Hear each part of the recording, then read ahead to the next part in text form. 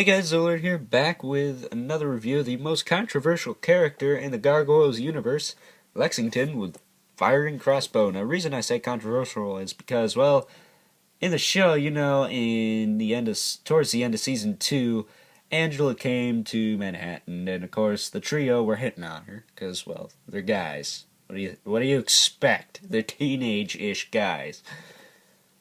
And, well, this guy even hit on her. And then around 10 years after the show ended, I suppose, let's just say it was sort of announced that Lexington was on the other side. In other words, he was, well, gay. I was like, what? When I heard that, blow your eardrums out. But I was like, say what? So I went back and looked, and I'm just like, dude, if he hit on Angela, he's not gay. He's smart. Ballsy. But in the comics, he turned out to look like that. So I'm just curious on what the crap is up with this dude. Is he straight? Is he not? Is he in between? If anything, he's straight in my opinion. Okay, he hit on Angela. Okay, and a story. Anyone who hits on Angela, I don't care about the comics. I did not read. I own them. I did not read them. Reason being, well, that. I mean, the ending is just like, what the crap, man? I think he was like, they made it look like he was hitting on one of the gargoyles in England or something. I don't know. One of the furry ones. But I was just like, okay. So that's not controversial at all. So, I don't know. You can have him as you wish. But I'll just say he's straight. Because, well, it's easier for me, and it's easier for me to produce PG-rated things. So yeah. But moving on to the review, he does come with a little crossbow here, which we will go over in a minute, but on what it does. But it's quite obvious what it does, and mine kind of has a poop stain right there. I don't know why. Probably just because of the tape. I might just have to clean that off. It'll probably come off in a wash or something. But I like the chains. That's pretty awesome. Very medieval, though. Makes more sense than a nunchuck. I mean, why the heck would Lexington need a nunchuck? I quoted someone, guess who it is below and you win a prize. Not really. But, yeah, Lexington is pretty show accurate. I kind of wish he had pupils. I'm not going to go in with a Sharpie and put those in because I suck at Sharpies and customizing figures. I'd probably F it up. So, if anyone has, like, super clean dot work, let me know, and I'm gonna send this dude to you so you can make my pupils, because he needs pupils. Do they just have flat up dots, or do they have like little things on the inside? Looks like they just have flat up dots, so it'd be an easy job. Although if I had the stone camo one, I really wouldn't care. But articulation on this guy, he has rotation in the shoulders. You'd think he'd have rotation in the head, but mine doesn't. It's like Demona, they pretty much just glued his head on. I don't know why. It's kind of stupid. Maybe it's a square peg. Who sculpts a square peg for a freaking head joint? Dang it. I mean, that's stupid, but whatever. And his legs are kind of confusing. They're connected to his wings, I guess. He's got flapping action, I suppose. I mean, I saw this guy on eBay all the time, and I always thought his wings were, like, down to here.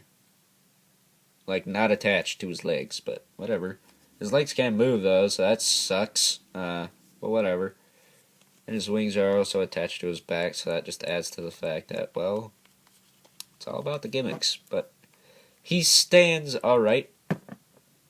Stands alright. He has this little rubber... He has a rubber toe. I mean, look right there. It's like a bumper on, like, shoot. Oh, crap. It's usually on the bottoms of, like, I suppose, like, appliances, like VCRs and stuff, they usually have those rubber nubs on the bottom so they don't scratch or anything. It's kind of what this feels like. I'm not quite sure why. It's kind of strange in my opinion, but whatever. I suppose that's just a grip, I believe. I suppose. He's also got a little rotation in the tail. And this guy came all assembled in the package, of course.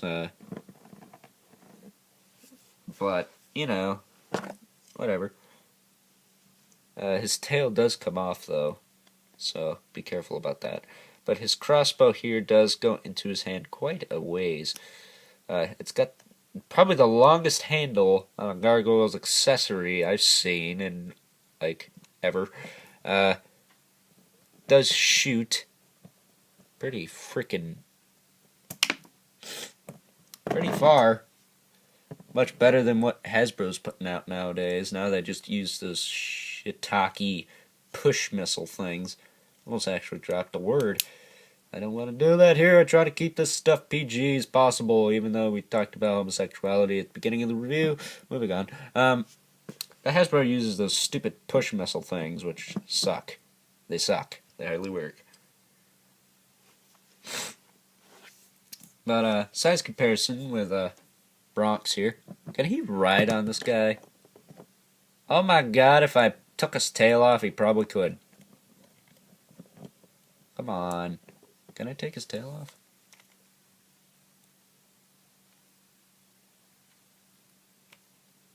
Okay, his tail is off.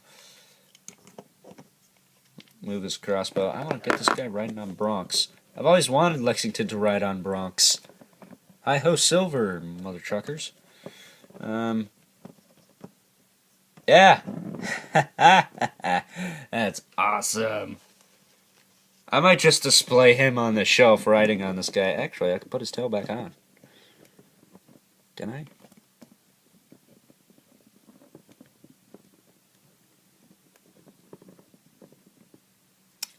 Let me try that on camera here. Come on, get on there. Get on there. You were just on there.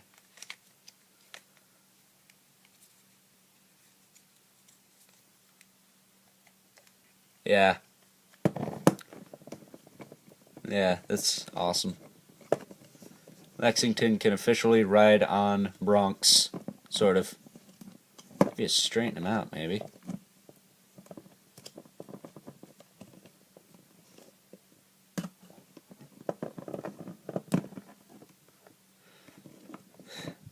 Kind of looks like something else, so we're moving on.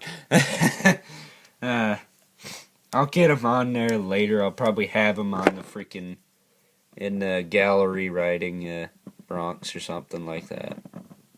I'll have to add that picture in at the end of the video.